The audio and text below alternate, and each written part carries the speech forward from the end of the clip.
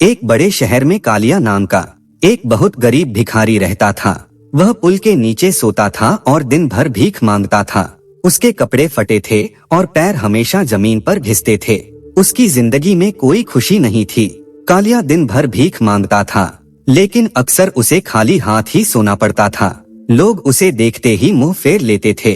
बच्चे उस पर पत्थर फेंकते थे और बड़े उसे दुत्कार देते थे। कई रातें ऐसी होती थीं जब वह भूखा पेट और ठंडी जमीन पर कांपते हुए सोता था। एक ठंडी रात कालिया अपनी जगह पर बैठा था। तभी वहाँ एक बहुत बूढ़ा आदमी आया। वह आदमी बहुत अजीब लग रहा था, जैसे किसी दूसरी दुनिया से आया हो।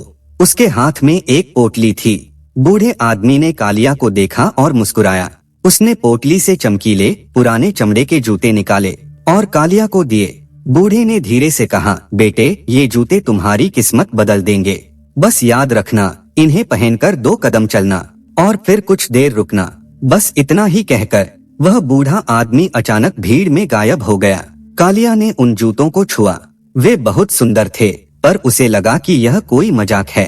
अगली सुबह कालिया ने सोचा, चलो इन्हीं जूतों को पहनकर भीख मांगते हैं। जैसे ही उसने जूते पहने और पहला कदम रखा, उसे अपने पूरे शरीर में एक गर्मजोशी और ताकत महसूस हुई।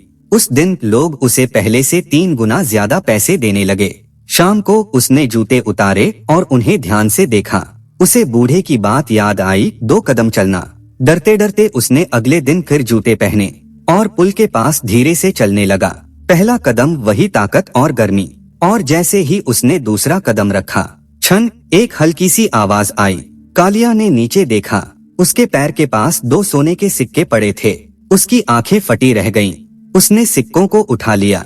फिर उसने तीसरा कदम रखा, मगर कुछ नहीं हुआ। कालिया को राज समझ आ गया। ये जूते केवल पहले 2 कदम के लिए जादू करते हैं। कालिया ने चुपके से यह काम शुरू कर दिया। वह सुबह जल्दी उठता, अपने छोटे से कोने में जूते पहनता, 2 कदम चलता, सिक्के उठाता, जूते उतारता। यह उसका रोज का काम बन गया। कुछ ही हफ्तों में कालिया अमीर बन गया। उसने भीख मांगना छोड़ दिया और शहर के बाहर एक बड़ा सा घर खरीद लिया। उसने अच्छे कपड़े पहने और अपना नाम बदलकर सेठ कालिया रख लिया। लेकिन उसकी जिंदगी पहले से ज्यादा मुश्किल हो गई थी। उसे हर रोज छिपकर 2 कदम वाला नाटक करना पड़ता था। वह हमेशा डरता था कि कोई उसका राज न जान ले। उसने कभी भी लगातार 3 कदम नहीं चले, क्योंकि उसे डर था कि जादू हमेशा के लिए खत्म हो जाएगा। शहर में उसकी चर्चा होने लगी। सब सोचते थे कि यह आदमी अचानक इतना अमीर कैसे हो गया। शहर में एक लालची और चालाक व्यापारी था, जिसका नाम रतनलाल था।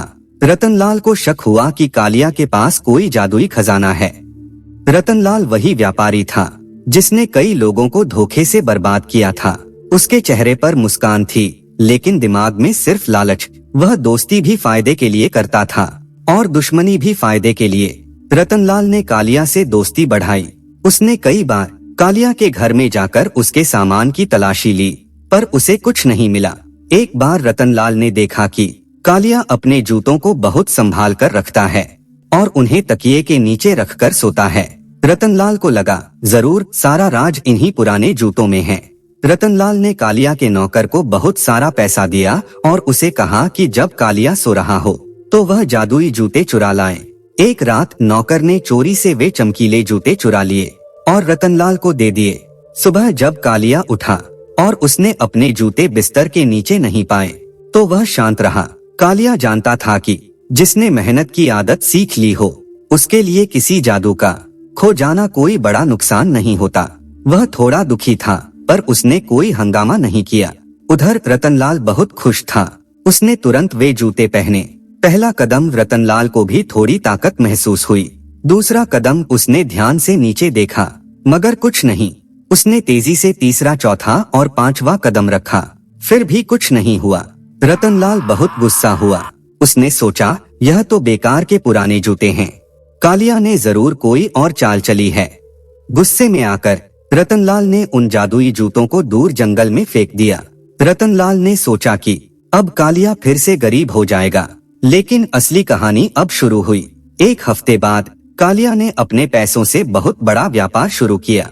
वह अब पहले से 10 गुना ज्यादा अमीर हो गया था। रतनलाल यह देखकर हैरान रह गया।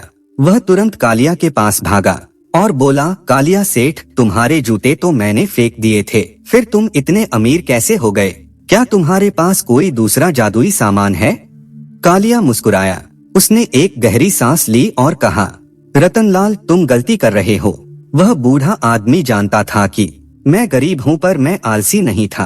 कालिया ने सच बताया।